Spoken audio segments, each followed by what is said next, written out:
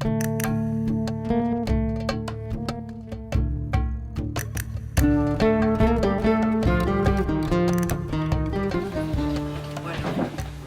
días a todos. Bienvenidos a esta payoza, la payoza Campelo, que es una de las payozas que junto con la de Galán, la de Kiko y la de Museo, forma el conjunto etnográfico de las payozas do Cebreiro da Cal y de la cual tiene la tutela técnica el Museo de Castro de Viladón, que es el que realiza esta actividad. El objetivo de esta segunda jornada es poder compartir. El objetivo de esta segunda jornada es poder compartir conocimientos y experiencias, a la vez que también debatir sobre el tema ¿qué cestería queremos? Para ello contamos en esta mesa con, a mi izquierda, Catalina Piris, es educadora ambiental del Parque Natural de Levant y secretaria de la Asociación Ar de la Pauma, a la que representa en esta mesa redonda. Bueno, pues Catalina Piris, como decíamos, educadora ambiental. Pertenece a la Asociación Ar de la Pauma, que es una entidad nacida para la recuperación del trabajo de La Palma, trabajo ancestral de la comarca de Levant. Desde la asociación se ha hecho un intenso trabajo de difusión y puesta en valor de una actividad que sostuvo durante muchos años buena parte de la economía de pueblos como Artà o Cap de Pera. Continuamos. A mi derecha tenemos a Carlos Fontales, quien actuará como moderador. Es cesteiro, es investigador de cestería desde el año 1989 y docente a partir del año 1992. Fue asesor del taller de cestería de la Diputación de Lugo entre los años 2005 y 2010. Tiene su haber 2 libros publicados sobre cestería, como es Cestería de los Pueblos de Galicia y Más que Cestos, Cestería Popular Española. Tiene multitud de cursos impartidos en España, resto de Europa, USA y Marruecos sobre técnicas de cestería popular, de nuevo diseño y de los diferentes materiales empleados en ellas. La exposición Más que Cestos, en donde recoge más de 120 piezas de su colección sobre cestería popular española, ha sido presentada en países como Holanda, Polonia, Alemania, Francia y varias ciudades españolas. Desde el año 2011 participa con instalaciones, estructuras y esculturas y otras piezas de gran formato realizadas con fibras vegetales en distintos lugares de España y el resto de Europa. Imparte multitud de conferencias en España y en el resto de Europa y realiza grabaciones de vídeos sobre cestería popular española. Algunos de ellos se pueden visionar en su canal de Vimeo o a través de los enlaces en su blog y participa en el Festival de Cortos sobre Cestería celebrado en Lichtenfels, Alemania, con su documental Seica, Estamos, Dous no Mundo. Y por último, Guadalupe Jiménez Esquinas, que es profesora de antropología en la Universidad de Santiago de Compostela, doctora internacional por la Universidad del País Vasco, máster en estudios de género, licenciada en antropología y diplomada en enfermería. Realizó su tesis doctoral en el Instituto de Ciencias del Patrimonio del CSIC y su trabajo se enmarca en estudios críticos sobre patrimonio desde una perspectiva feminista. Realizó estudios sobre la participación social en la gestión patrimonial. Tiene publicados más de 30 artículos y capítulos, destacando su libro Del paisaje al cuerpo, la patrimonialización de la Costa da Morte desde la antropología feminista. En el año 2018 recibió el premio Miquela Portilla a la mejor tesis sobre estudios feministas 2017, premio de la Universidad de Santiago de Compostela a la introducción de la perspectiva de género en la investigación. Bueno, en esta mesa estaba previsto que estuviese Elena Faveiro, que es la gerente de la Fundación Pública Artesanía de Galicia, dependiente de la Xunta de Galicia, que por motivos personales hoy no puede estar aquí con nosotros. Antes de comenzar esta mesa redonda, queremos dedicarle unos minutos a la memoria de Rubén Berto Covelo, cesteiro que fue invitado el año pasado al primer encuentro que se realizó aquí en el Cebreiro y que por motivos de salud no pudo asistir y, desgraciadamente, ya no está hoy con nosotros. También decir que tenemos para Yolanda y Tadeus, tenemos aquí a Sabela y Andrea, que irán traduciendo todo lo que se cuente aquí. La duración de la jornada, como ya sabéis, es de 2 horas y medio, por lo que contarles como moderador. A él le corresponde organizar los turnos de palabra de los ponentes y el debate posterior. Pues nada, muchas gracias por estar aquí, por vuestra presencia. y le paso la palabra a Catalina. No, primeiro vídeo. Primero el vídeo.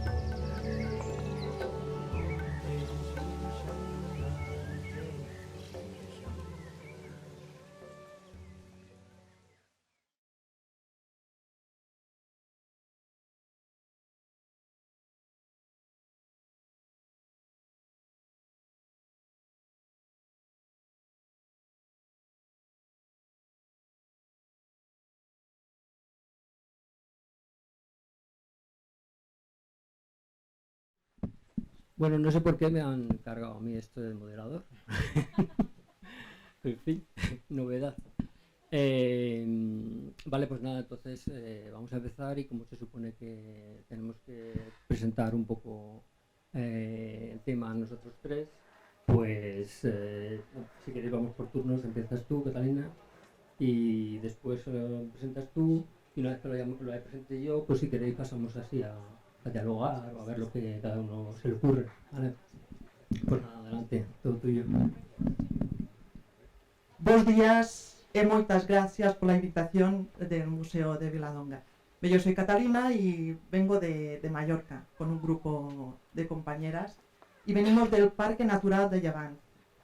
Es un parque que tiene 17.000 hectáreas y donde tenemos mucha presencia del garbeó. El garbeó es Camerops humilis, es el palmito, y de aquí que tenemos mucha presencia porque es una palmera autóctona que está en todo el Mediterráneo, y casualmente en el Levante de Mallorca ha habido muchos incendios durante mucho tiempo porque los antiguos campesinos quemaban las montañas para tener pasto. Y también después hemos tenido incendios provocados y ha habido la mayoría de los incendios más grandes de Mallorca han sido en Levante. Esta planta nos ha ayudado sobre todo a Catepera y Artà a sobrevivir porque es una planta que da todo el tema del palmito, que después lo veréis. Estas son las zonas donde tenemos, bueno, está en todo el Mediterráneo y en Mallorca es en la Tramuntana, Serra de Tramuntana, que está Andratx, Formentor, y después tenemos el Levante. En Menorca y Ibiza también hay, pero no hay tanta presencia. Desde el Levante es donde hay más artesanos. En las otras islas solamente quedan de 1 a 2 artesanos que hacen fleita, pero en Mallorca donde se concentran es en el Levante. Ahora os ponemos un vídeo para que veáis cómo se trabaja el palmito en el Levante.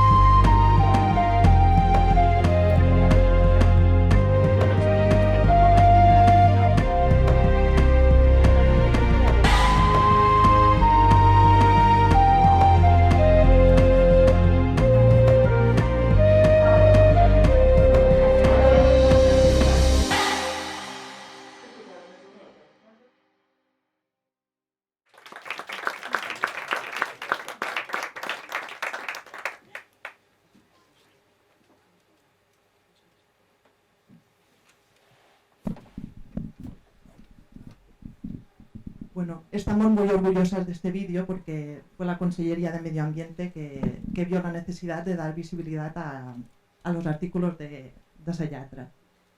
Y como os he dicho, trabajo en el parque y desde el parque lo que hicimos fue montar un centro de interpretación donde están los trabajos hechos de las artesanas. Hicimos roll-ups para explicar el proceso, para que la gente conozca y le dé la importancia que tiene, porque no lo encuentren caro, sino que vean todo el proceso que tiene cada artículo. Hicimos unas etiquetas donde explica el proceso para que los visitantes que llegan puedan comprar el producto y llevarse a casa si tienen que hacer un regalo, para que vean el proceso. Y después reeditamos este libro, que lo vamos a dejar en el museo, que para nosotros es como la Biblia, porque viene todo lo de la pleita, los artículos, los nombres antiguos, porque eran artículos que se hacían para la pesca, para la agricultura, y ahora sí que es para la moda y para utensilios de casa. Entonces, desde el parque del año 2020 vimos que era muy importante hacer una asociación de la gente que venía a arrancar el palmito, porque cada año vienen a arrancar en el parque y tienen una zona para arrancar y llevarse para casa para la producción. Hicimos la asociación Art de la Palma, que son los artesanos de Artà y Catepera, sobre todo, pero ahora empezamos con 6 artesanos y ahora somos 120. Y vamos a más, porque ya veréis lo que estamos haciendo, pero está dando mucho que hablar. Entonces, hay esta alianza, que es súper importante, de la asociación, que es el pueblo, la Consellería de Medio Ambiente y el Parque Natural de Llevant. O sea, hay una intención política desde el año 2020. También hubo antes, en el pueblo de Catepera, con el ayuntamiento, que hizo el año de la llata. Y muchos de vosotros conocéis el Madones de Sellata, que nos ha sorprendido, porque estas Madones se ve que han recorrido medio mundo y nosotros no sabíamos tanto. Y nos vamos moviendo y cada vez nos hablan de ellas. O sea que ya hicieron mucho trabajo, pero ahora ellas tienen 90 y pico de años y bueno, hay otra Florinata que está trabajando para que esto no se pierda.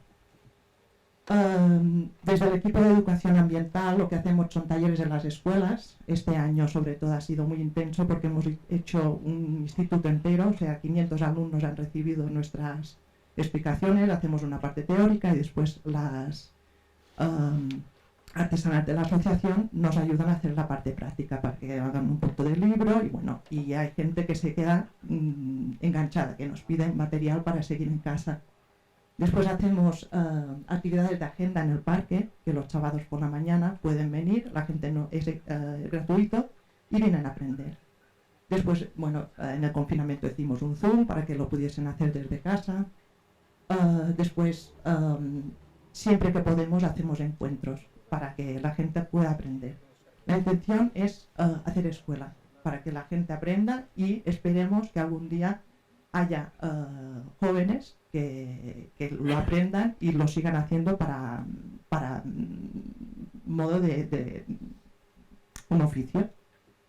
Desde la asociación tenemos mucha participación social. Esto es la feria medieval de Catepera, semanas interculturales para explicar a la gente que viene en Artà a vivir, y ahora tenemos alemanas que han empezado a hacer pleita con nosotros, encuentros para la lengua, estos un Erasmus, jornadas feministas, encuentros en los pueblos que se hacía pleita y vamos allí, lo hacemos con las mujeres mayores para que también nos enseñen. Esto es un Belén que recuperamos de un museo de Artà que estaba dentro de bolsas y cada año lo sacamos porque es un Belén hecho de pleita increíble. Y lo que hacemos todo es para dar visibilización a este oficio. Ahora, esta semana empezamos con la tercera semana del Art de la Palma, que hacemos una feria nocturna, hacemos encuentros en los mercados, teatro, conferencias. Si os animáis, empezamos el martes en Artà, miércoles en Catepera y el viernes en Artà con la feria nocturna. La feria, pues, intentamos que sea lúdica, hay música, cervezas, tapas y muchas ganas de enseñar. Y vienen todos los artesanos de Mallorca que se dedican. Ahora tenemos 11 estantes, el año pasado eran 10, o sea que vamos aumentando. También nos movemos un poco, fuimos a Mas de Barberans, que nos invitaron y nos encantó, como este año hemos venido aquí. El año que viene dicen que vamos a ir a Portugal, o sea, abiertas al mundo. Después, muy importante, hacemos encuentros semanales en el parque con gente que viene a aprender y las personas que saben. Y hay un intercambio, o sea, los conocimientos se van intercambiando y las jóvenes aprenden de las mayores y las mayores de las jóvenes. Es muy bonito. Y cada miércoles la gente puede venir, solamente tienes que pagar 12 euros al año y participas de nuestros encuentros. Súper importante, las redes sociales. Tenemos a Aina Nadal, que nos lleva las redes, y estamos súper presentes en Instagram, Facebook, YouTube. En YouTube tenemos 33 vídeos para que la gente pueda hacerlo desde casa. Y bueno, yo creo que el museo nos conoció gracias al Facebook, o sea que nos ayuda. Y bueno, aquí hay un motor que son las más currantes. Y tenemos la presidenta, María, están aquí con nosotras. Y los objetivos se van cumpliendo, porque por ejemplo, Yoli, que es la más joven de la asociación, ya tiene su marca, que es Yolitas. Habéis visto en el museo una obra suya, se ha hecho el carnet de Mester Persana. Y después Munsa, que también es una persona que ha ido aprendiendo y ahora ya es formadora. Y como Yoli, están haciendo cursos en las escuelas de adultos. O sea que va dando sus frutos poco a poco, pero... Y después los objetivos que tenemos para el año 2024 es el ver interés cultural, que ya estamos trabajando en ello, hacer una especialidad formativa desde el SOIP, el Servicio de Orientación Laboral, para que los jóvenes puedan tener esta especialidad y a lo mejor dedicarse en el futuro. Darle más vueltas lo de la artesanía y salud. Nos damos cuenta que los encuentros que hacemos los miércoles están ayudando mucho a la gente que participa. Y después una exposición itinerante que siempre la tenemos en mente, pero este año supongo que va a dar su fruto. Y bueno, los problemas que nos encontramos, la gente nos dice que si tuviésemos una página web seguro que venderíamos más, que podríamos dar alta a los productos, pero es que nos falta producción. O sea, nosotros estamos, yo creo, en el principio y poco a poco, si alguien se anima, pues podrá montar su página web y su venta. Otro problema que tenemos es la carta artesana, que si no eres autónoma y no tienes un negocio, no puedes tener la carta. Claro, somos 120, yo creo que habrá 10 personas que tienen la carta artesana. Y hay mucha gente que tiene los conocimientos y es la que nos está enseñando que tendría que tener la carta. Otro problema que tenemos es la paisandicia, que nos ha llegado de Paysandú, de Uruguay, nos ha llegado a Mallorca, y nos está debilitando los palmitos. O sea, se los perfora en el tronco y se debilita y se llegan a morir o vuelven a rebrotar. El palmito es fuerte. Después de un incendio vuelve a rebrotar y después de la invasión de la paisandicia también. Y esperemos que pueda vivir con nosotros, que ya está con nosotros y que no lo fastidie más. Otro problema que tenemos es que las marcas tunean una bolsa que viene de Marruecos, que a lo mejor les ha costado 5 euros, y las venden por 480 euros. Nosotros nuestras cestas, que no quiero decir que sean mejores o menos, pero son más fuertes, más resistentes, y las estamos vendiendo a 60 euros. Y dicen que, no sabemos que en Japón se están vendiendo las mismas que hacemos nosotros por 400, o sea que hay diferencias de precios y estamos un poco perdidos porque la gente que viene a comprarlas les encuentra cara, pero después fuera de Mallorca te encuentras que se valora mucho más. Y después no podemos hacer una etiqueta de nuestro producto porque no es un alimento. O sea, la denominación de origen no lo podemos declarar. Y hasta aquí. Gracias, y esto es nuestro proyecto.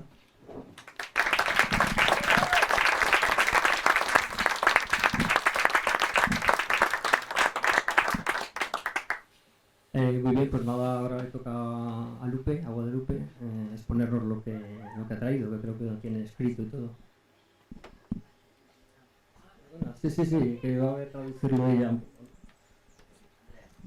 I'm Andrea, and I will be interpreting each discourse. So we will start with Catalina. She's a technician in in education for the environment and the conservation of basketry and basket weaving with palm trees.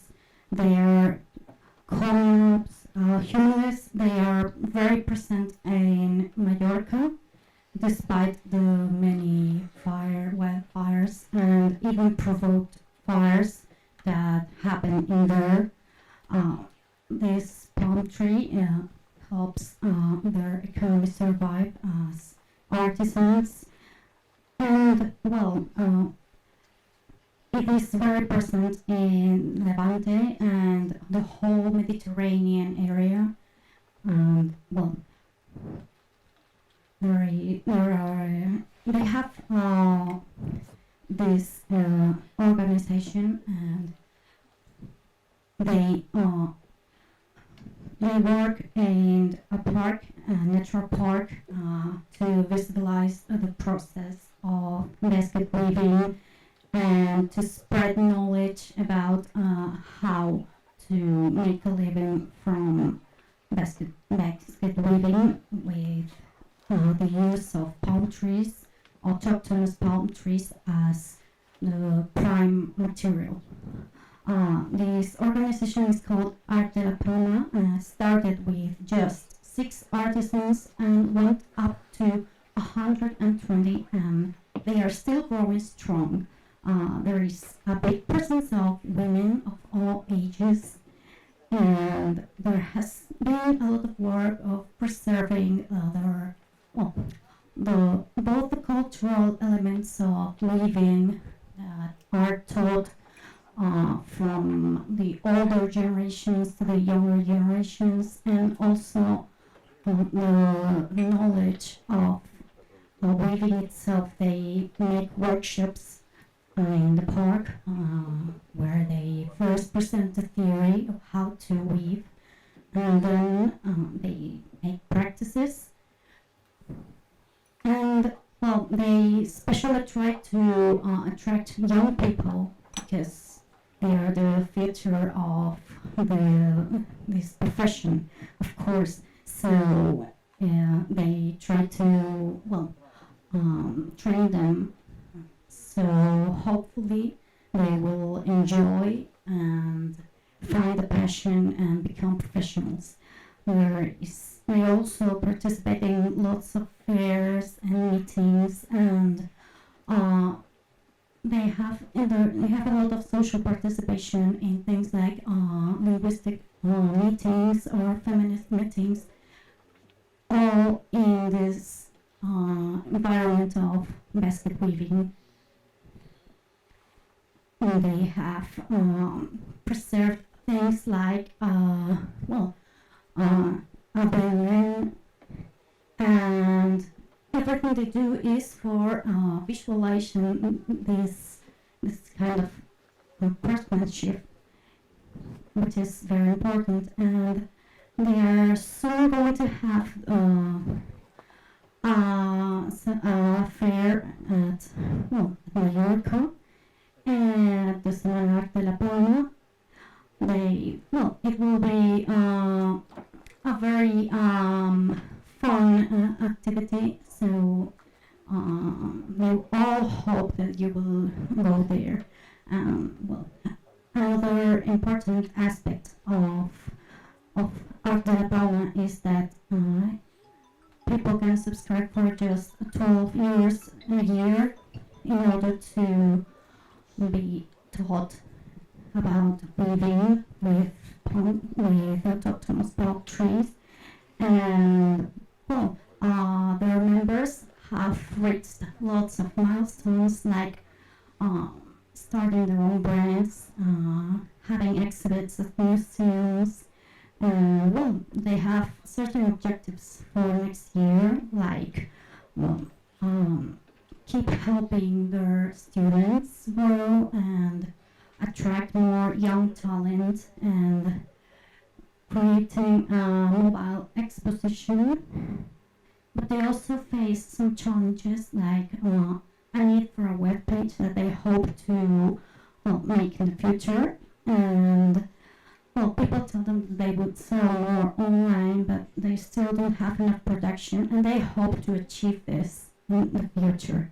Also, in order to be certified artisan, it is needed to be a freelancer, so that can be an obstacle too. And lastly, well, there's a trouble with how big brands make baskets with a very low budget and sell them for low prices, while they have better craftsmanship at Arte La Palma, and the price, of course, goes higher accordingly. And they can't have they can't have a label that certifies their work and as a special what we call in Spanish denominación de origen. It is a type of it is usually reserved, not usually, always reserved for food. It means that this food is from one place and it's protected because it serves a cultural purpose and it creates employment. And well, basket weaving also has this cultural background, this creating works background, but it cannot have this type of protection and help that food brands do. And lastly, they want to thank the organization for inviting them to this convention. Vale, muchas gracias. Ahora sí creo.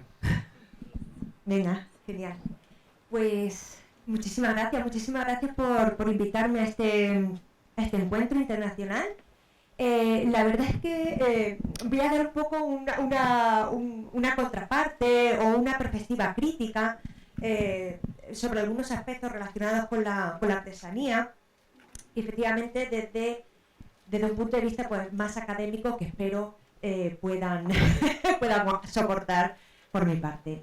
Bien, como dijeron en mi presentación, yo me ubico, o a lo que me dedico habitualmente, es a lo que se llaman los estudios críticos del patrimonio. Es decir, mi reflexión, o lo que yo me paro a pensar, es cómo lo que históricamente hemos considerado como parte de nuestro patrimonio es una herramienta que perpetúa los gustos, valores, necesidades históricas de grupos dominantes, ¿no? De acuerdo a distintos proyectos políticos. Y así, históricamente, hemos visto que lo que hemos definido como patrimonio, lo que se ha definido como patrimonio, han venido siendo pues, los pazos, castillos, cuadros de grandes artistas, hazañas bélicas, etcétera, invisibilizándose otros aspectos de la historia, de nuestra realidad, como por ejemplo estos aspectos manuales, estas artesanías, otras aportaciones a la historia o aspectos de la vida cotidiana, ¿no?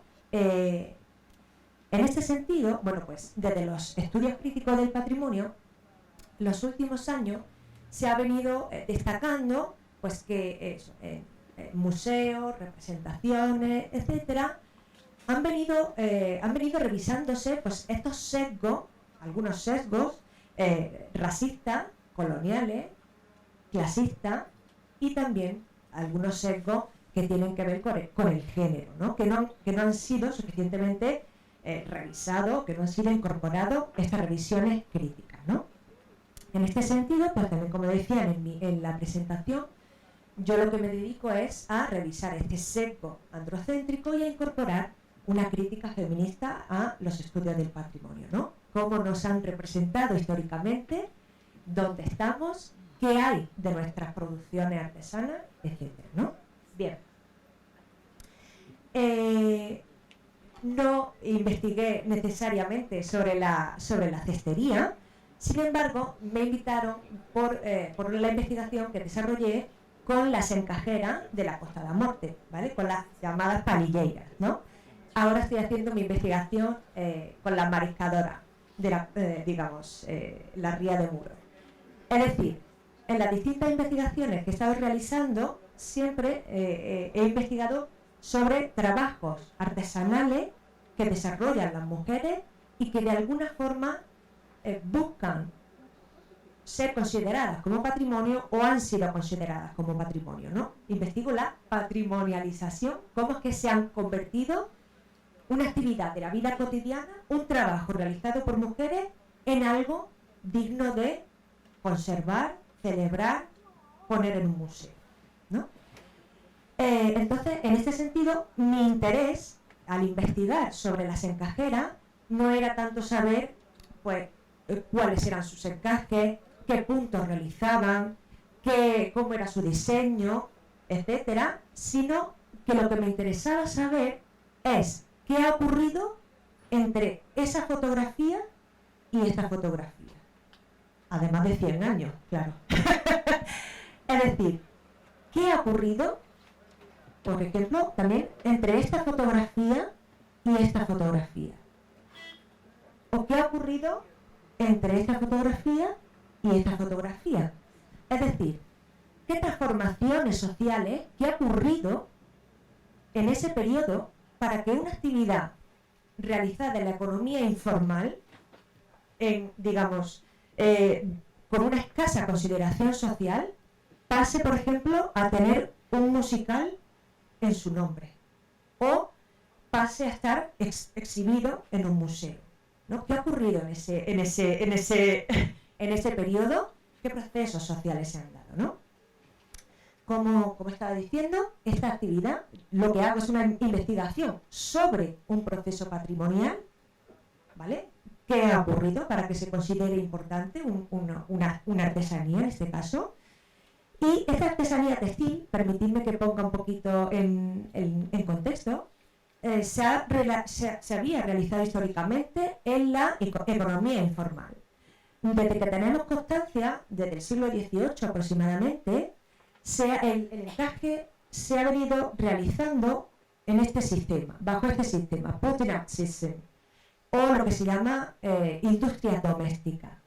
Es decir, tanto aquí en la Costa da Morte, como en Malta, como en Burano, como en la India, como en Cluny, como en distintos centros encajeros europeos, el encaje había desaparecido y de parte de algunas mujeres de la nobleza volvió a impulsarse la realización de encaje en zonas periféricas y marginales para proveer de encaje a las metrópolis. Es decir, de alguna forma se aprovechaban de la pobreza de las mujeres de ciertas zonas para que realizaran encaje, para que pues, en Londres, en las colonias, etcétera, tuvieran encaje barato. Entonces, como decía, este encaje está realizado exclusivamente por mujeres, ¿no? Entre finales del siglo XIX, principios del XX, tenemos ya más datos sobre esta producción de encaje y, de hecho, se habla de que el encaje llegó a convertirse en la principal industria de la zona, que daba trabajo a más de 20.000 mujeres, que se exportaba por tonelada, especialmente a Latinoamérica, y que empezaron de alguna forma a organizarse, a reclamar sus derechos. De hecho, por ejemplo, Emilia Pardo Bazán tiene algunos textos visibilizando la precariedad de este trabajo y la necesidad de darle más derechos laborales. Por ejemplo, Carmen de Burgos, Columbine, es decir, distintas escritoras de la época reclamaban la necesidad de darle derechos a estas artesanas, que tenían una industria muy potente. Se usó, por ejemplo, para hacer presión para que asfaltaran la carretera de Muxía, por ejemplo, es decir, aquí tenemos una pedazo de industria, vamos a asfaltar, por favor, esta carretera. De hecho, nada, una anécdota, es el único, fue el único cargamento español que iba en el Titanic, ahora que está tan de moda el Titanic. El único cargamento español que iba en el Titanic fueron encajes de Camariñas. Lo uso un poco para decir o para evidenciar la relevancia que tenía en este momento, ¿no? A principios del siglo. Pero a pesar de esta relevancia que estoy indicando, nunca llegó a salir de la economía informal. Nunca hubo pequeños intentos de organización, de crear un sindicato de obreras del encaje, pero nunca, digamos, consiguieron organizarse suficientemente para tener unas condiciones un poco más ventajosas para ellas. Lo que ocurrió durante el franquismo, un poquito más adelante en la historia, fue que lo que se consideraba unas décadas antes como una industria, y se hablaba en esos términos, industria, se cubrió de un nuevo discurso. Es decir, el discurso que le llamo yo el discurso del ama de casa. El discurso de amas de casa preindustriales, ya nunca se volvió a hablar de industria, amas de casa, despolitizada, un discurso más folclórico, desde el tipismo, empezó a considerarse el encaje, cosas que hacen las amas de casa en su tiempo libre, ¿no?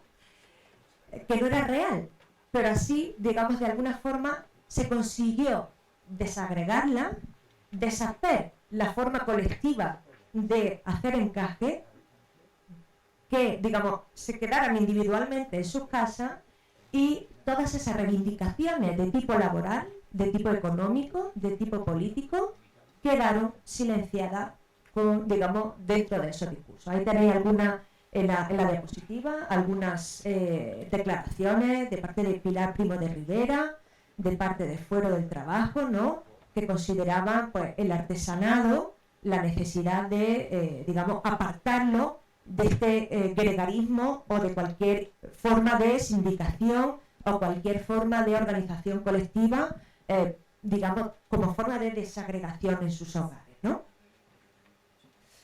Bien, pues, fijaos, en torno a los años 70, 80, etcétera, se pensaba que esta artesanía ya había desaparecido. Pero, desde el ayuntamiento hicieron una investigación para ver qué quedaba de aquello, si había desaparecido definitivamente, si había algo, si quedaba algo, y se dieron cuenta de que estaba muy viva, pero efectivamente desagregada, cada una en su casa, cada una, digamos, sometida un poco a lo que los intermediarios e intermediarias querían ofrecer por su trabajo, y sometida siempre a un proceso de depreciación, es decir, cobrando cada vez un poquito menos, ¿no? Entonces, desde el ayuntamiento se les ocurrió iniciar un proceso de valorización, promoción, dar formación a las artesanas, etcétera, ¿no? Con el fin último, con el objetivo último de mejorar sus condiciones laborales, ¿no? De mejorar, pues, estas condiciones que estaba previamente describiendo. Entonces, se creó, por ejemplo, un evento anual que se llama la Mostra d'Encaxe, un ciclo de formación profesional, ¿vale?, para formar a las artesanas, una escuela infantil, que todos los años van niñas y aprenden a hacer encaje, un museo del encaje, aparecieron en la televisión, en los diarios. Fue un trabajo muy importante. De hecho, en 1995 ganaron o les concedieron al Concello de Camariña el premio a la promoción de la igualdad para las mujeres. Fue un trabajo muy importante. Bien, pues yo llego en 2011 a Camariñas, ¿vale?, a hacer mi trabajo de campo, a hacer mi investigación, a vivir allí, para ver, como decía antes, esos cambios, ¿no? Si verdaderamente este proceso de valorización, de promoción del encaje había surtido esos efectos, ¿no? Si se habían mejorado las condiciones laborales de estas mujeres, ¿no? Y, bueno, me fijo, o empiezo a leer en la literatura, que a nivel global se está produciendo un fenómeno. Es decir, que en el ámbito cultural la mayoría de los esfuerzos se estaban centrando en lo que Nancy Fraser, una autora, llama la lucha por el reconocimiento. Es decir, reclamar, pues, la importancia cultural de los encajes, de mi fiesta, de mi carnaval, del carnaval de mi pueblo, ¿no? Reivindicar, bueno, pues esas políticas culturales, ¿no? Y se activan habitualmente medidas como pues, hacer una fiesta, poner el nombre de una calle, poner una escultura.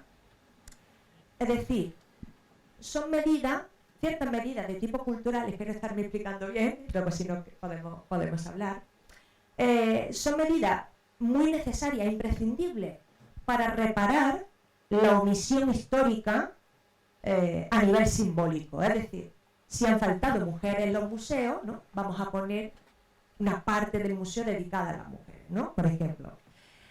Se trata de reparar esa omisión, ¿no? Sin embargo, hay otra parte, que son las políticas redistributivas de las que habla esta autora, ¿no? Y es que también, aparte de faltar, digamos, esa representación, por ejemplo, de las mujeres, ha habido una desigualdad estructural. Por ejemplo, yo me pregunto, y planteo aquí al foro que me está escuchando, por ejemplo, ¿cuáles son las condiciones materiales de las mujeres que riegan las macetas de los patios de Córdoba? Habrán notado por mi acento, si no se lo digo, que soy de Córdoba. Bien, pues la fiesta de los patios es una fiesta declarada Patrimonio de la Humanidad. Sin embargo, son las señoras propietarias de las casas las que riegan las macetas, delante de las que pasan cientos de miles de personas diariamente. Bueno, pues esas señoras ¿cómo viven? ¿Quién hace los trajes del carnaval, del entroido, por ejemplo? ¿Y en qué condiciones? ¿Quién friega el suelo de la catedral de Santiago de Compostela después de pasar por allí millones de turistas? Es decir, hay ciertos aspectos que quizás no se están visibilizando, ¿no? Dentro de este patrimonio de la humanidad y de este discurso, quizás no estamos viendo quién está sosteniendo esos procesos, ¿no? Entonces, pues en el mundo del patrimonio, de la cultura, de la artesanía, quizá también hay que cuantificar o visibilizar cuánto tiempo, cuánto esfuerzo, cuánta dedicación, cuánto amor se le dedica a una actividad, ¿no? Hay un libro muy interesante de Remedios Zafra que se llama El entusiasmo, ¿no? A ver si es que estamos viviendo quizá un poco del entusiasmo, estamos sacándole un provecho a ese entusiasmo, a ese amor que tiene la gente por la cultura, ¿no? Entonces, uno de los volviendo a mi trabajo, a mi investigación, uno de los aspectos que vi, uno de las posibles consecuencias no previstas de este proceso en Camariñas, con las encajeras, es que se estaba produciendo un efecto monumentalizador o pedestal de la tradición, que le llamo. Es decir, que se estaban celebrando, exaltando las virtudes de las artesanas, qué importantes son para nuestra cultura, qué bonito es lo que están haciendo, pero en ese pedestal en el que a veces subimos a los representantes de nuestra cultura, pues quedan ocultas sus condiciones de vida. Es decir, que no habían mejorado sustancialmente lo que ellas estaban cobrando por su artesanía, ¿no? Entonces, el hecho de ser consideradas como cultura o como patrimonio hacía que la gente fuera a verlas hacer encaje, pero no necesariamente a comprar sus encajes. Y ahí hay una frase que me encanta, es que la venta de la cultura está reemplazando en parte la venta de la mano de obra. Por lo tanto, ellas estaban rodeadas de turistas, haciéndoles fotos, dándole la enhorabuena, hay un musical, hay un museo. Todo eso también estaba incrementando su esfuerzo, su dedicación, su exposición pública, ¿no? Ellas están todos los días en fotografías, miles de fotografías, ¿no? Pero lo cierto es que cada vez venden menos encajes. Entonces, digamos, haciendo un cálculo, de hecho, estaban cobrando prácticamente lo mismo que a mediados de siglo. Aproximadamente, en mis cálculos, unos 0,60 céntimos por hora de trabajo. Y la persona que más podría llegar a ganar, llegando a entender que quizá alguien puede trabajar 12 horas al día, 6 días a la semana, podría ganar unos 400 euros. Es decir, esto no es sostenible. Es decir, si las políticas en torno a la artesanía quizá también tendrían que pensar en la sostenibilidad de estos procesos, ¿no? Porque de alguna forma quizá lo que también estaba pudiendo ver es la sobrecarga de trabajo que esto estaba suponiendo para estas mujeres, ¿no?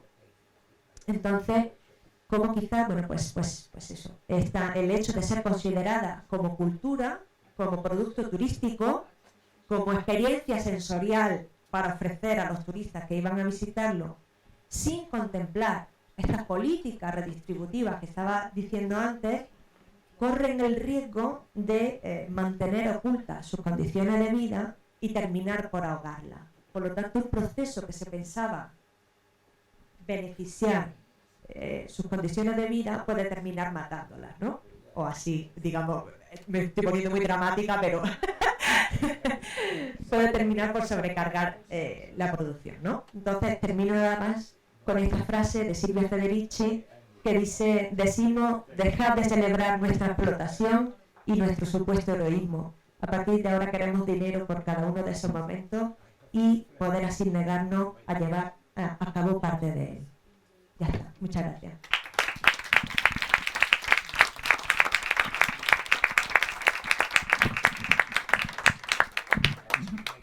Well, now Guadalupe has explained about how her focus in artisan craftsmanship is, and it is a bit different.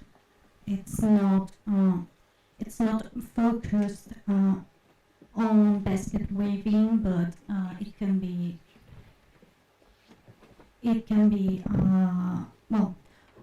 framed within this kind of practice.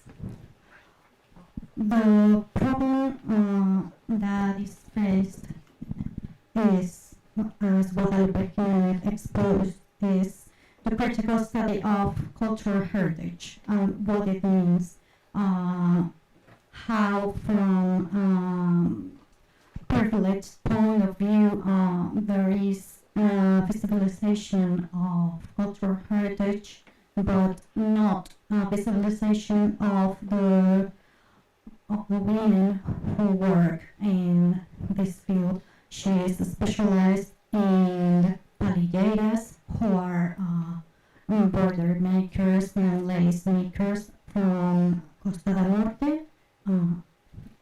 It's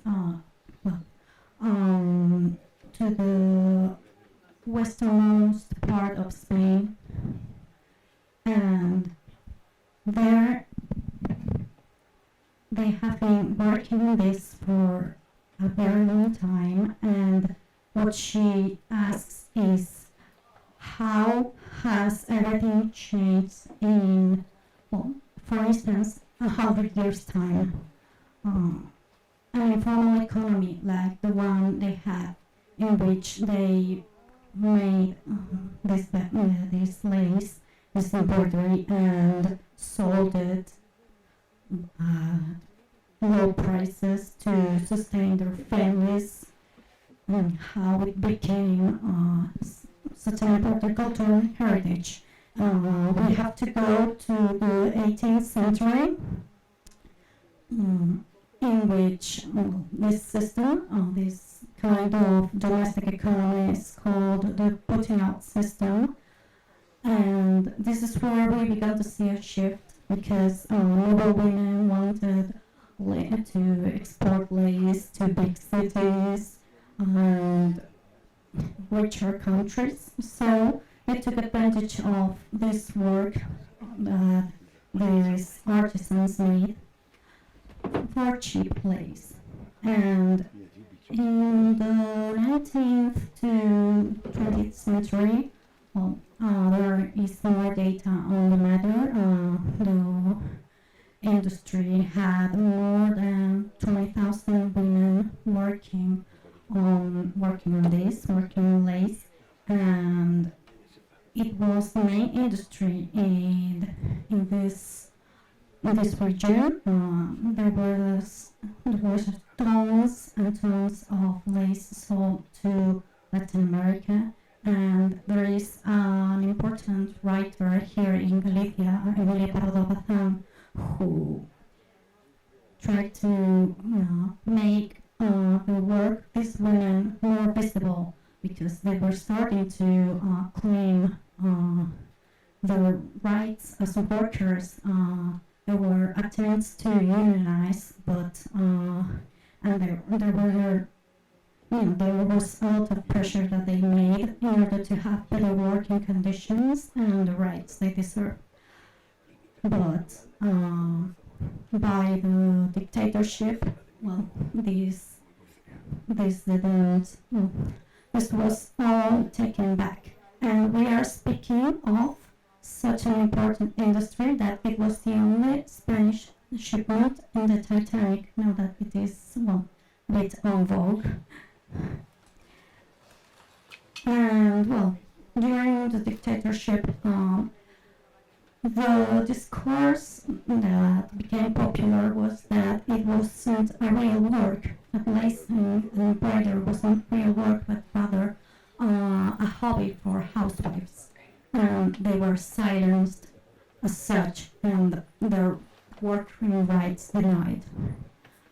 And around the 70s, 80s, when we recovered our democracy, it was thought that this type of embroidery had disappeared completely, and in Camariñas there was an investigation, public investigation, to find out what happened. And what actually happened was that this industry was very much alive, but it had turned into a domestic industry, very informal, for a very low price, and the women worked in it were submitted to whatever conditions the intermediaries would put and had no way to fight back.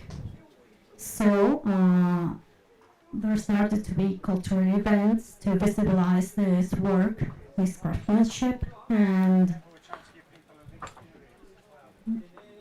put it back in the public eye as the cultural heritage that it is and how important it becomes. This program was so successful that it was awarded an Equality Award.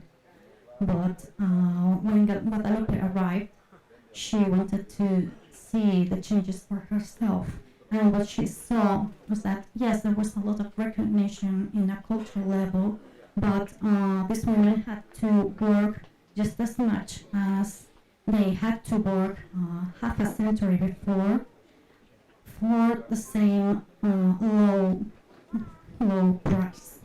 So their economy was not sustainable, and she proposed to make it sustainable because it becomes a chokehold for them, having to work a lot harder for the visibility they now have, because they are celebrated, but not because of their work, but because of their product. People go to see their work, but they don't buy it. It is sold as something to watch in a museum rather than as something to buy. And they cannot be sustained this way. So what she says is that, well, there are many, and this can be applied to basket weaving and, well, a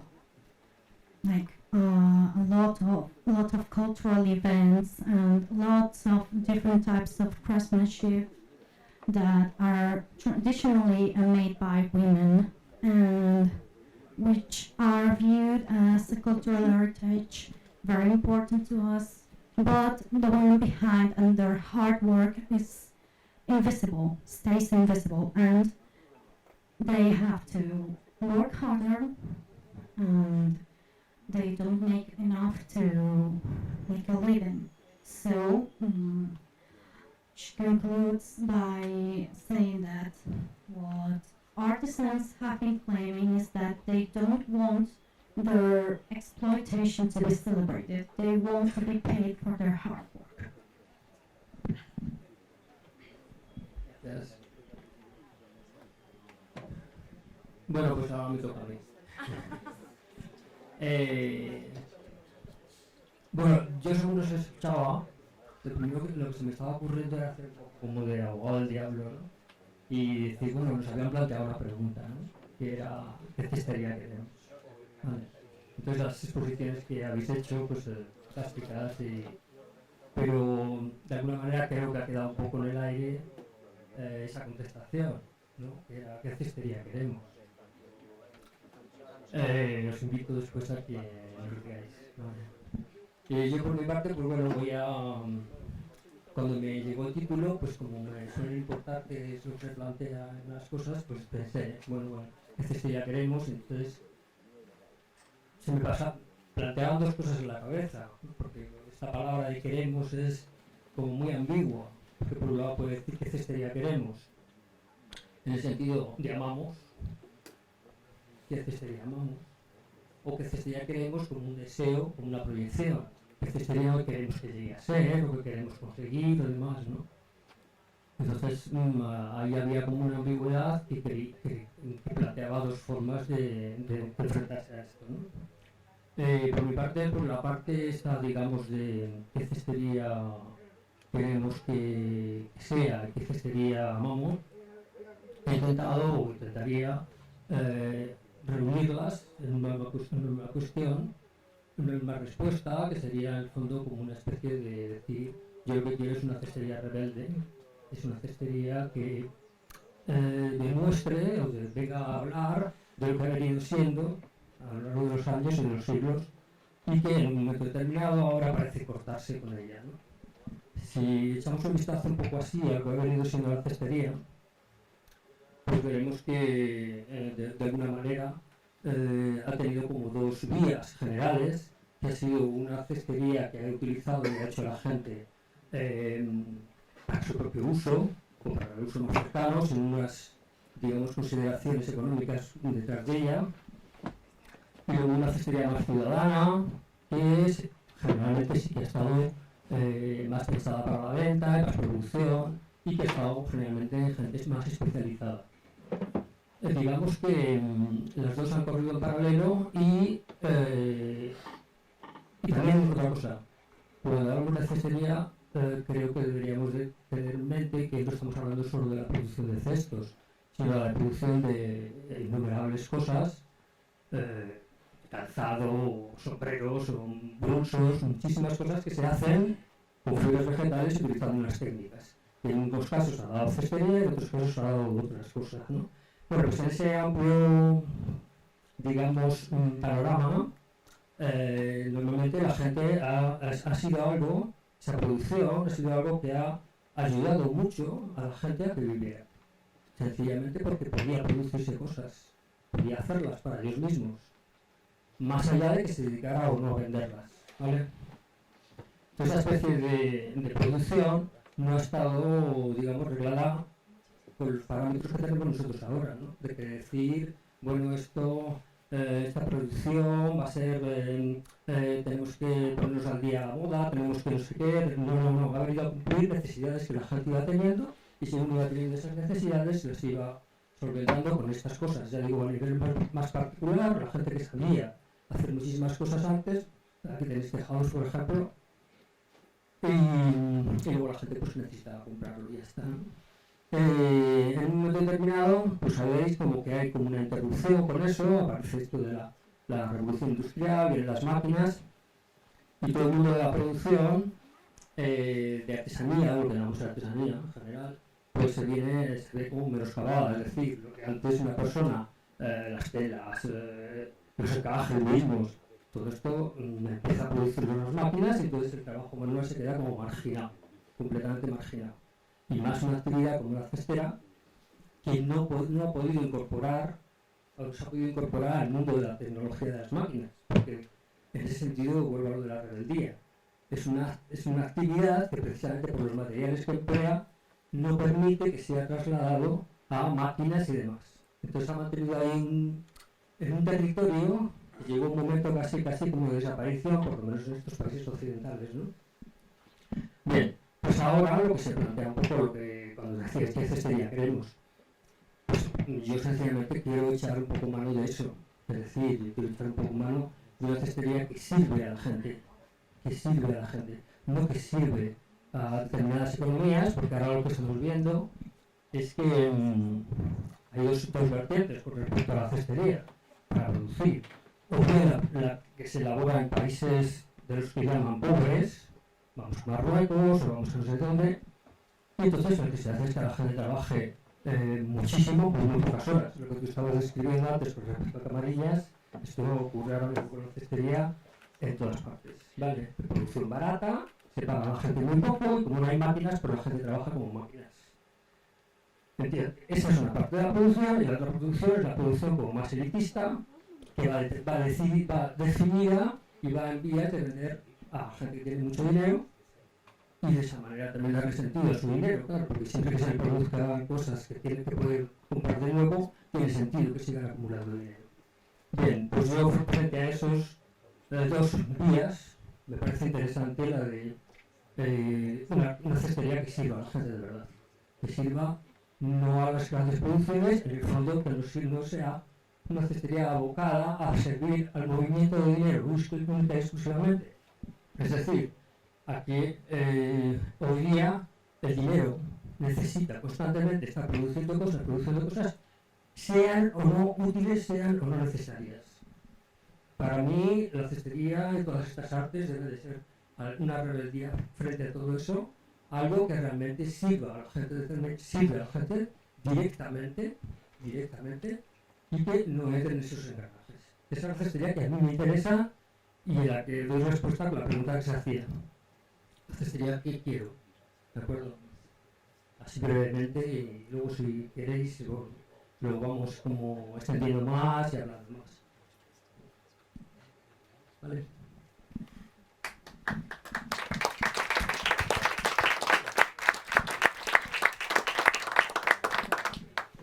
Carlos Fontales speaks on what kind of basket weaving we want, which is the theme of this meeting. And he's going to play devil's advocate and try to ask for an answer because, well, there has been a lot of speech about different aspects of basket weaving, but not really answers, so he invites you all to give your own answer later. So, as for what he wants what he calls wearable basket weaving. A basket weaving that keeps proving what it has been all this time. There has been two currents in basket weaving throughout history, which was self-made for personal use, not necessarily with the purpose of selling it, and then more industrialized and focused on the market use of basket weaving and made by people who are perhaps more specialized. And these two currents run in parallel. They are two currents that may clash and may cause different opinions to search. But he also wants to clear out that basket weaving is not just about baskets. It's about the use of vegetable fibers to make baskets, but also shoes, bags, or hats, and many other things. It has helped people make a living throughout history, to be self-reliant, even if they didn't sell all their own product. As I said before, they made whatever they needed from these natural fibers. And this was not as regulated as other models of basket weaving which we see in the present time are they well this basket weaving was made from people for people to satisfy their needs. So after this, the Industrial Revolution came, and lots of craftsmen saw their business go down because the machines replaced them. And this was not the case for basket weaving because of how it is made. It cannot be made by machines. So the kind of basket weaving that Carlos wants is basket weaving for the people, and not just certain economies. He wants it to be useful. He wants it to be something that people can use, something that satisfies a need. And in this, he speaks of yet another two currents that are more modern in basket weaving, which are, there is one that is usually seen in what we may call underdeveloped countries. He cites as an example of Morocco and speaks of exploitation of workers for very low prices and making them work like machines to produce, to make a mass production of weaving for a very low price. And then there is another more elitist model for richer people that makes more money. And as he said, what he wants is for people to consume basket weaving as something useful, independently of how the economy works, because the economy needs to produce a constant cash flow of products, whether they are necessary or not. And he says basket weaving must be necessary and must be useful. That is the kind of basket weaving that he wants, and invites you to think of what kind of basket weaving you want. Muchas gracias. Bueno, como me han cargado aquí a lo del moderador, pues vamos a hacer. No sé si queréis responder un poco a lo que os había contestado, o paso directamente con la gente, o qué os parece. Si vais a contestarlo, yo creo que mejor ahora. Porque luego se me ha enredado la cosa. Sí. Vale, yo la cestería que queremos es difícil responder a esta pregunta, pero yo creo que nuestra experiencia, lo que estamos realizando, todas las acciones que hacemos, lo hacemos desde la conexión con nuestros ancestros. Nos remueve a todos los que estamos ligados, estamos haciendo como una red social muy importante porque se están despertando como inquietudes, es decir, yo también quiero probarlo porque mi abuela lo hacía, o mi tía, y estamos llegando más allá de lo que nos pensábamos. Por ejemplo, artistas visuales nos están pidiendo nuestra colaboración, diseñadoras también están con nosotros para hacer como un trabajo común, y yo creo que vamos por buen camino y lo estamos poniendo de moda. O sea, como nos ven en las redes sociales y todo, todos estamos muy pegados a Instagram y Facebook y lo que sea, la gente lo ve y nos están diciendo que lo estáis poniendo de moda. Y se ve más que está ya en el pueblo o incluso nos están pidiendo desde Barcelona, nos llaman, queremos que nos mandéis todo lo que tenéis en el centro de información. No podemos porque no hay producción, porque tristemente todo el mundo lo hace como hobby, menos algunos que están trabajando ya y que se han decidido a llevar su empresa a cabo. Y es lo que queremos, o sea, nos vamos a mantener para mantenerlo y esperemos que haya más jóvenes que cojan el relevo. Bien, bueno, gracias por devolverme la pregunta. La verdad es que desconozco un poco el mundo de la cestería. O sea, lo que he tratado de dar es una panorámica de algunas de las amenazas que puedo vislumbrar en el ámbito de la artesanía en general, ¿no? y es esa que comentaba, ¿no? Que en nuestra sociedad occidental, cuando vemos una bajada de la demanda o vemos una cierta amenaza, pues tenemos esta tendencia a musealizar, o necesitamos musealizar, necesitamos contarnos nuestra propia historia, ¿no? Y estamos en un lugar que evidencia un poco esta tendencia, ¿no? A que necesitamos ver cómo eran estos trabajos manuales, cómo era que la gente vivía, como tal, y me parece, pues eso, un poco peligroso, ¿no? La musealización también. Quizá tú decías, la cestería puede llevarse a países pobres y que trabajan como máquina, convertirse en un producto elitista o para el consumo, para diferenciarse ciertas élites, ¿no? Y creo que hay una tercera opción, que es que te pongan a ti en un museo y la gente vaya a hacerte fotos. Ese, digamos, me parece que es una tercera vía en la que podría convertirse la artesanía. Sí, ya está, ¿no? Si me dices qué cestería querría o qué tipo de artesanía querría, sería una en la que, digamos, las instituciones se preocuparan por el estatuto profesional de los artesanos y artesanas.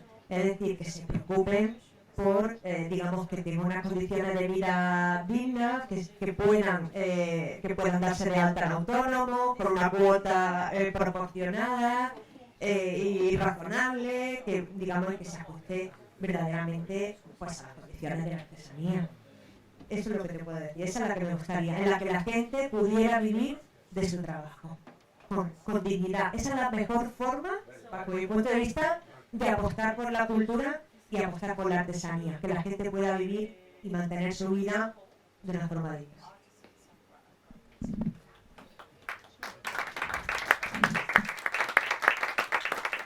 Bueno, pues yo podría seguir debatiendo, pero vamos a dejar la mesa. Y no, porque son muy interesantes las cosas que he dicho y que a mí por lo menos me suscitan muchas cosas, pero para que no se quede aquí solo la cosa entre nosotros, por lo menos en principio, pues nada, vosotros mismos, si alguien se anima a comentar o a decir o a pensar o a lo que se le haya ocurrido, pues aquí está, como que creo que tiene que quedar grabado.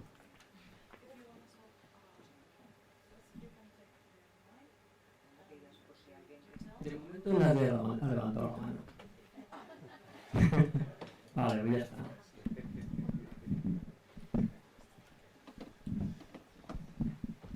Bueno, pues yo quería agradecer a vos, hablamos en castellano, ¿no?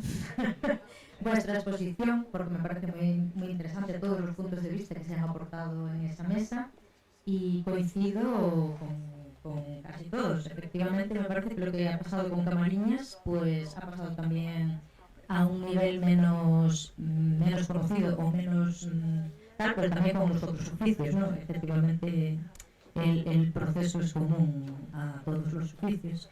Y también reivindico lo de qué cestería queremos, efectivamente la cestería que nos permite vivir dignamente, como dices tú, con nuestro oficio, que también lo amamos, porque por eso nos dedicamos a esto. Hemos escogido este oficio porque en realidad lo amamos, no porque sea un oficio que nos vaya a aportar unas cantidades económicas en la mayor parte de los casos, ¿no?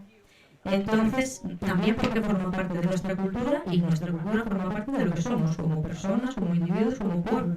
Y bueno, pues también hay una parte emocional muy grande en nuestro trabajo, y por eso lo sostenemos, porque no es en la mayoría de los casos por una cuestión económica, ya digo, porque muchas veces no nos permite vivir de nuestro trabajo. Sin embargo, pues la mayor parte de las personas dedicamos la vida completa, o una parte muy grande, a sostener esto. Por lo tanto, tiene una carga importante, emocional y cultural y kármica, me parece, ¿no? O sea, entonces, bueno, esta es mi aportación de momento. Venga, lo siguiente, Quitere. ¿A quién le paso el micrófono que no me quedo con ella? Quería repreguntarte, si me permites. piensas, efectivamente estoy de acuerdo contigo, ¿tú piensas que esa parte emocional, de implicación identitaria, cultural, es suficiente, digamos, como para que siga sendo así? É dicir, pode manterse a costa do teu esforzo persoal e do teu amor e do teu cariño por o teu traballo? Sí, creo que esa carga emocional es suficiente para que, independientemente de todo el tema económico, a maioría das persoas que sostuvieron a cestería e os outros oficios o fixeron por esta cuestión tamén. No, y entonces a mí me parece que sí, no meu caso é suficiente, vamos, y creo que podría responder por outras personas.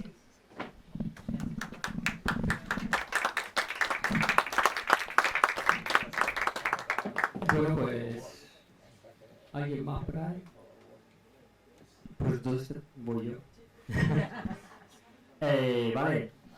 Por ejemplo, tú decías que lo interesante sería que alguien que se dedica a esto pues pueda vivir de ello económicamente y tal y cual. El problema es que lo que acabo yo y vale, más que nada ya había empezado. El problema que pasa, o lo que ocurre con estas cosas es que así de a decirlo de esa persona es fácil, pero ocurre que aquí hay un problema, y el problema es que tú lo has escrito antes, o tú también con lo de Camariñas.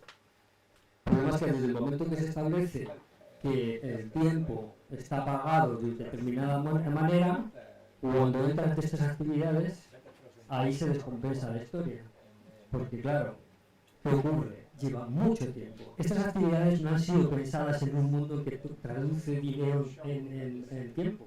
No han sido pensadas ni se han movido nunca así. Y ahora las intentamos encajar en un mundo que funciona así. Y ahí hay una guerra.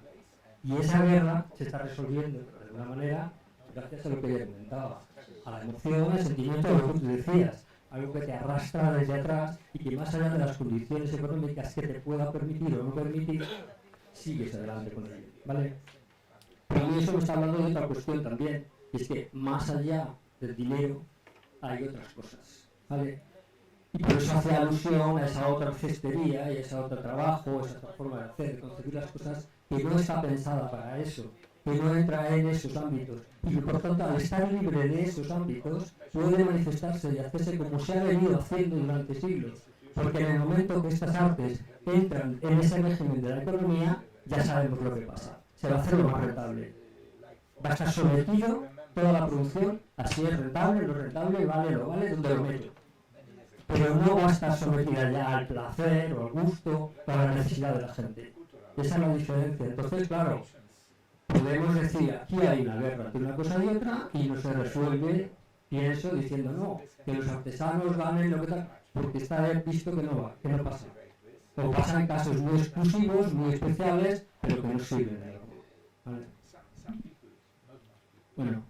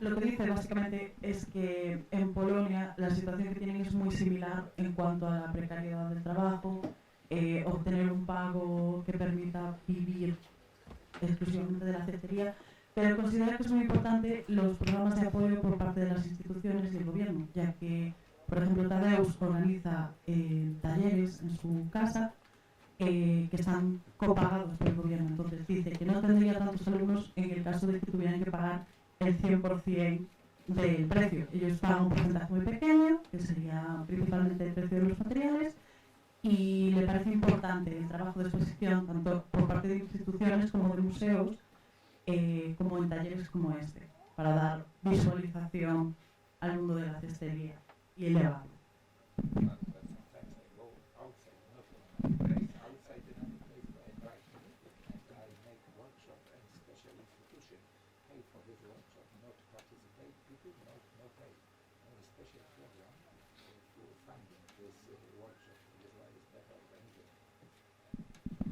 Y también que perdón, no solo trabaja en su propia casa, sino que hay otras instituciones externas en otros países en que lo invitan y imparte sus talleres. Y la gente no tiene que pagar, está pagada por parte de estas instituciones y tiene bastante público.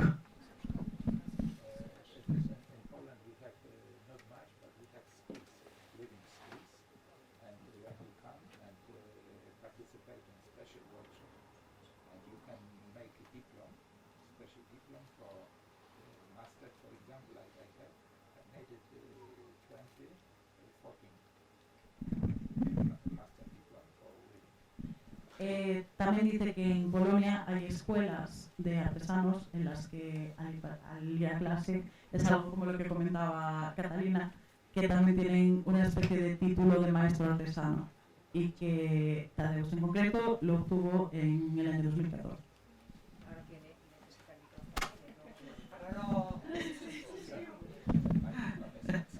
Bueno, buenos días.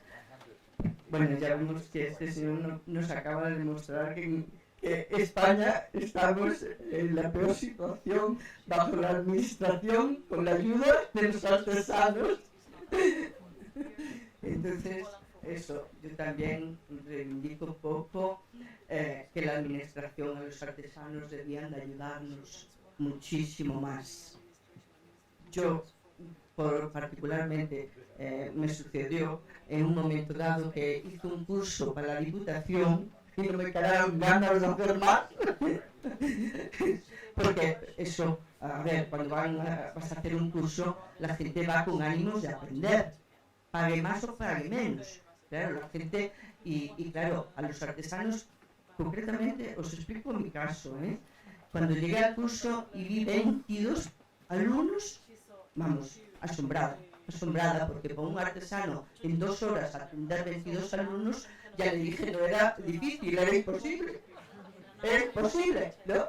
Y entonces, claro, yo, que de hecho terminé el curso con 20 personas, porque me hacían ir al centro 2 horas el lunes y 2 horas el miércoles, que ni tan siquiera las horas me juntaron, las 4 horas, Pero bueno, conseguí terminar el curso. El curso, cuando terminé, todo el alumnado tenía su diploma, estaba la Diputación, estaba el alcalde, estaba toda la política para la foto, para la foto, ¿no? Y claro, yo le pregunté, digo, a ver, ¿cómo se os ocurre a un artesano meterle más de 20 personas? Porque el curso estaba siempre aprobado a partir de 20 personas.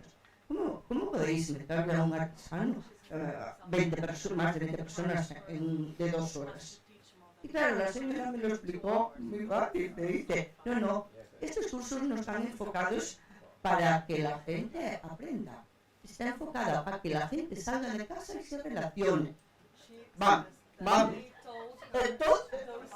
Entonces ya dije, apaga y vámonos. Digo, bueno, conmigo no contéis jamás, en la vida, vamos. Entonces, quiero decir que la administración aquí, o está no mal hacia los artesanos. Yo siempre digo, deberían de eso, pues poner sitios para que la gente fuese a enseñar, si le gusta enseñar, y que la gente vaya a aprender. Y eso, que dice este señor, que el alumno pague poco, pero también a los artesanos que los ponga como profesores, porque yo me gusta enseñar y yo siempre digo, yo hablo con gente que a lo mejor es profesora Y yo le digo, señora, yo soy una docente como usted, yo soy una profesora como usted. Entonces, si tienes la carta de artesano, si estás considerada como una artesana y puedes impartir, pues ahí es cuando nos deberían de ayudar y bueno, pues por lo menos eso, como dice Lola, poder vivir dignamente de la artesanía de nuestra. Que nosotros, yo siempre digo que los artesanos son transmisores de cultura vivientes. Nosotros somos lo que transmitimos, lo que a nosotros nos enseñaron, lo que nosotros vamos a aprender. Todos somos, el libro es muy bueno porque queda constancia y se puede leer, pero nosotros somos los transmisores vivientes que vamos transmitiendo. Entonces eso tenía que tenernos muy en cuenta y mejorar mucho las condiciones para que esto, pues gente joven que le gustaría, que trabaja, que le gusta la naturaleza, que le gustan las fibras naturales y que considera que sería muy bonito trabajar con ellas, pues que tuviesen futuro, porque si no, así tal como estamos, futuro no tiene ninguno. Y la mayoría de artesanos que trabajamos en esto, no vivimos de esto. Tenemos que vivir de otras cosas o tenemos que cotizar a la seguridad social para el día de mañana poder cobrar algo por otra parte, porque por esto nos es imposible. Eso es lo que yo pienso.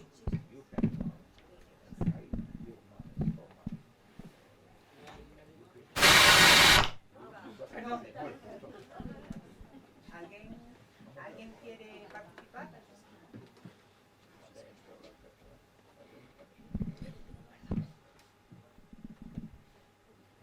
Nadie se anima por ahí.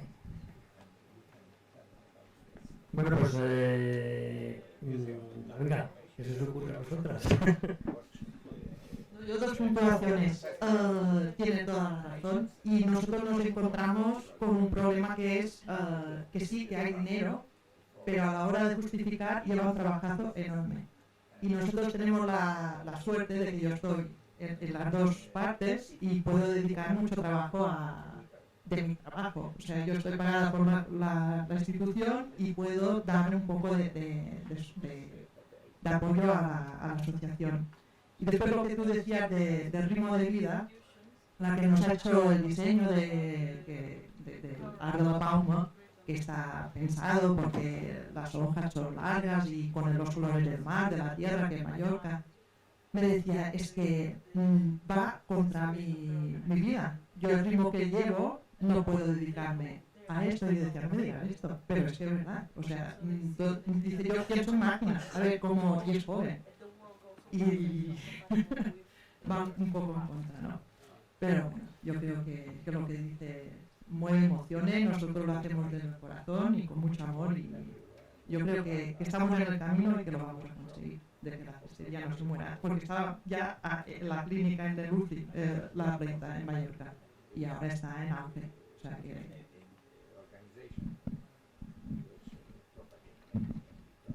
No, bueno, yo me parece interesante también eso de lo de las administraciones que echen una mano y que tal y cual.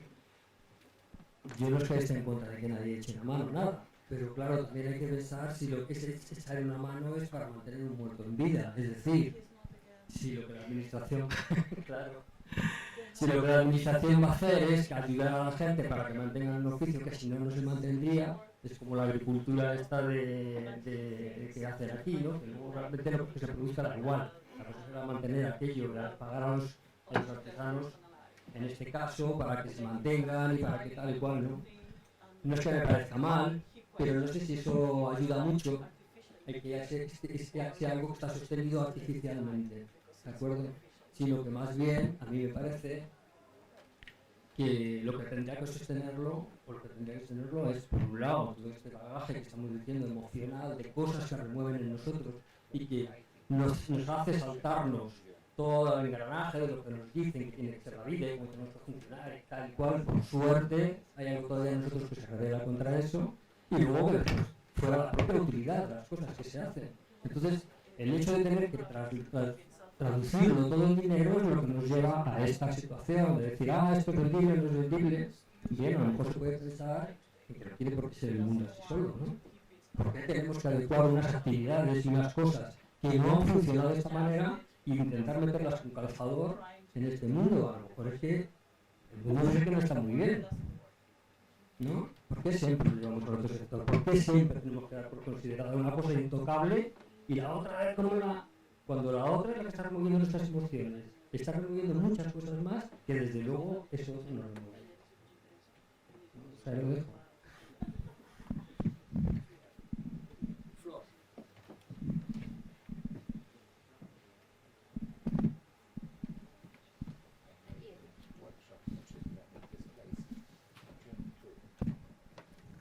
A ver, vamos a hablar con esto.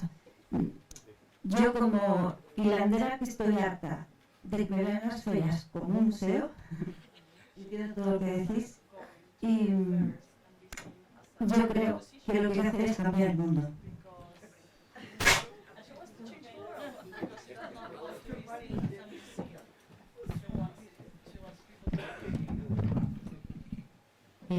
Claro que sí que efectivamente somos un museo vivo y las personas que hicimos ferias pues conocemos muy bien eso, viene todo el mundo te hace 1000 fotos, no te preguntan, hay hasta maltrato o en esa forma, ¿no? Una falta de respeto, en esa forma de estar exhibiéndote como si fueras un filete.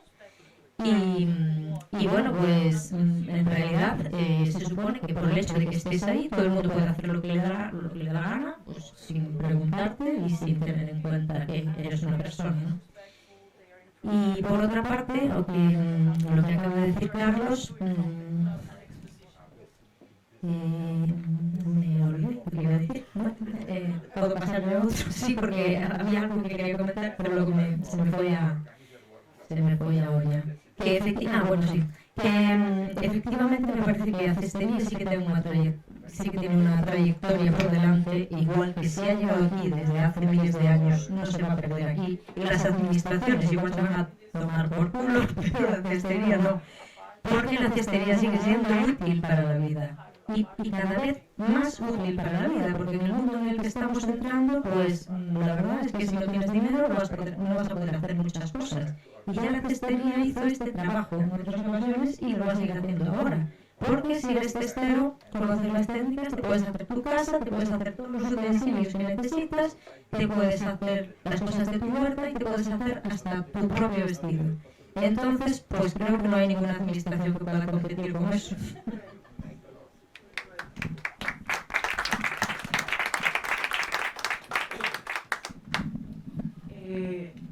Me gustaría añadir que lle gustaría tamén ter en conta este tema de que se pode haber aos artesáns como un museo vivo, que en jornadas como estas houvese unha parte de impartir clase, de dar un taller que por parte da organización lles desen materiais para poder impartir clases, para lles desen bimbio, cousas así que non considero difícil, para que houvese unha parte máis interactiva dentro deste encontro.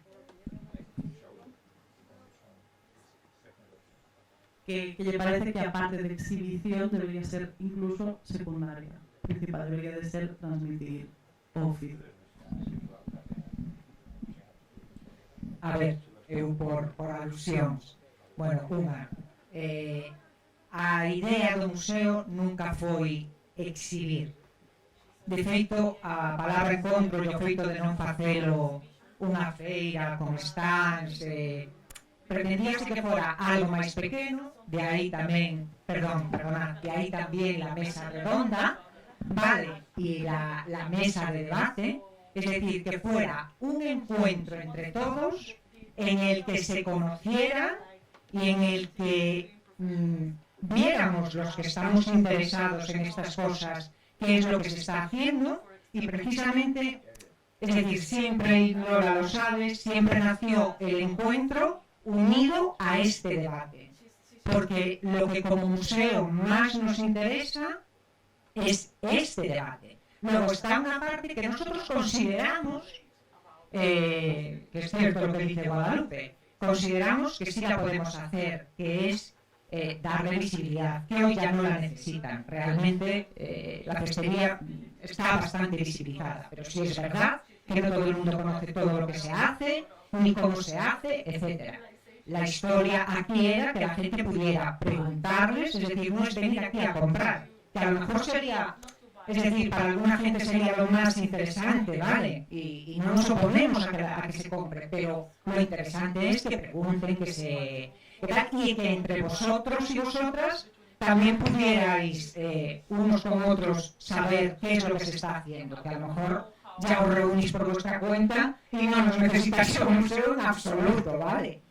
Esto es la primera parte. La segunda parte, como todo, somos una institución, Elena lo sabe, y hacemos las cosas con los recursos que tenemos, es decir, un museo no funciona con un dinero que tiene el museo, ¿no?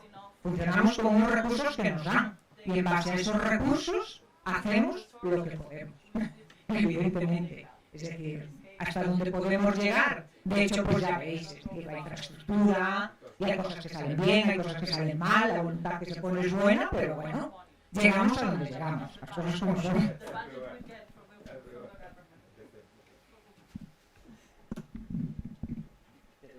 ¿Quieres decir algo?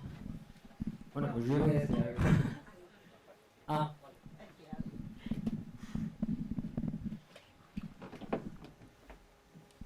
Hola a todos. Estamos muy agradecidas de haber venido aquí. No hubiéramos conocido la cantidad de técnicas y cosas que hemos conocido estando con vosotros. Nos ha encantado.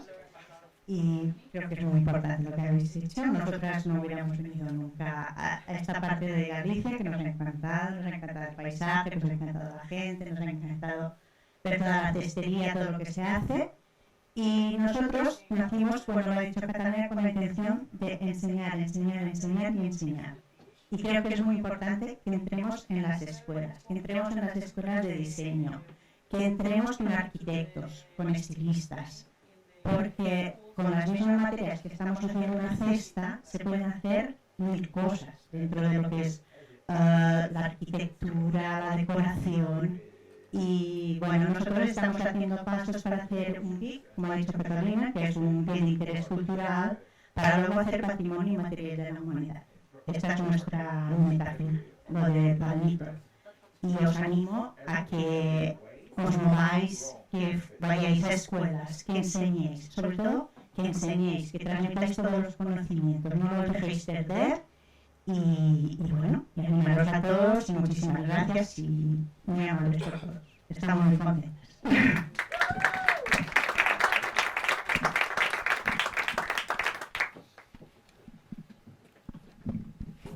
Bueno, a mí se me ocurría un poco, ya lo has comentado tú, que sí que es verdad que hay una cosa que se echa de menos, y lo habéis comentado los dos, y es la dificultad que tiene la gente de aprender.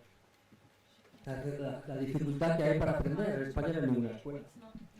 Y ya que se ha perdido la forma tradicional de enseñar estas cosas, que probablemente era la más rica, que no era a través de una escuela ni nada de eso, una cosa arreglada, sino que el conocimiento estaba en la calle, y por el hecho de transitarla ya se te iba quedando, y por tu vecino, y por tu tío, tu padre o quien fuera, ya estaba ahí. Eso se ha perdido, desgraciadamente. Tenemos que hacer ahí un apañito y enseñar de una manera un poco más fría, pero el problema es que la gente que quiere aprender pues lo tiene muy difícil. Primero porque hay poca gente que enseñe, y segundo lugar porque indudablemente la gente que enseña tiene que cobrar, y no todo el mundo tiene dinero para poder pagar esas actividades. Entonces me parece que sería interesante, ya hemos hablado antes de administraciones, ¿vale? Y que no es una cosa que me interese mucho, porque generalmente uno sabe por dónde van. Pues mira, esto sí que podían hacer algo.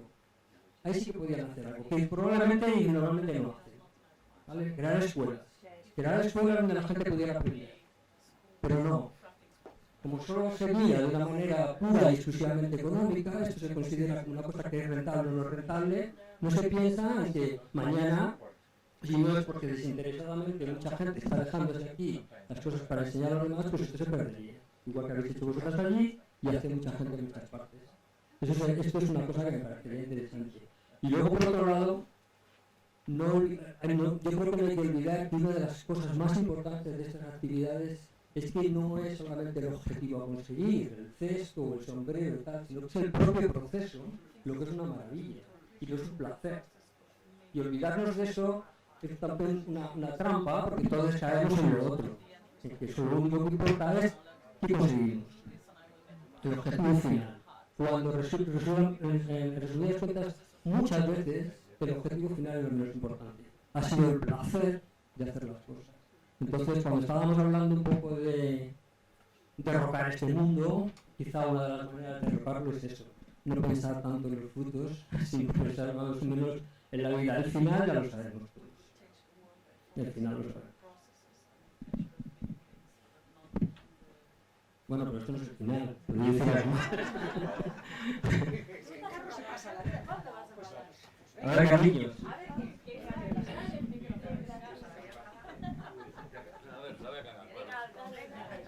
Bueno, hola a todos, un placer estar aquí compartiendo un año más con la serie Festera y la FUBI. Bueno, como bien sabéis, yo llevo 22 años dedicándome a este oficio, ilegalmente. Y una de las cosas que saben en la Fundación de Artesanía de Galicia, la Junta de Administración, es que me negaré a tener que pagar una cuota del autónomo para conservar un oficio en fase de extinción. ¿No? Deberíamos ser técnicos de cultura o llámeles como quieran. ¿No? Me rechina que el cartel de Fitur para representar a Galicia valga 30.000 pavos, ¿no? 30.000 euros. Yo hago una escuela y reparto trabajo, yo tengo que trabajar 8 horas, yo tengo que trabajar 2. Lo cual, tenemos 6 cerebros que podríamos llevar ese objetivo, ¿no? De escuela y de taller. Y bueno, esa es mi pequeña aportación.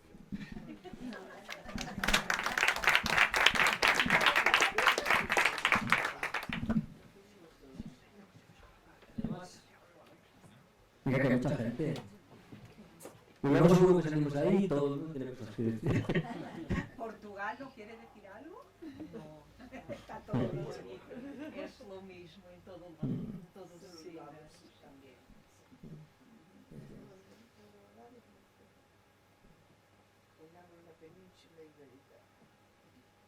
Bueno, pues nada, si nadie tiene nada más que decir, hasta que hemos llegado. Venga, gracias a todos.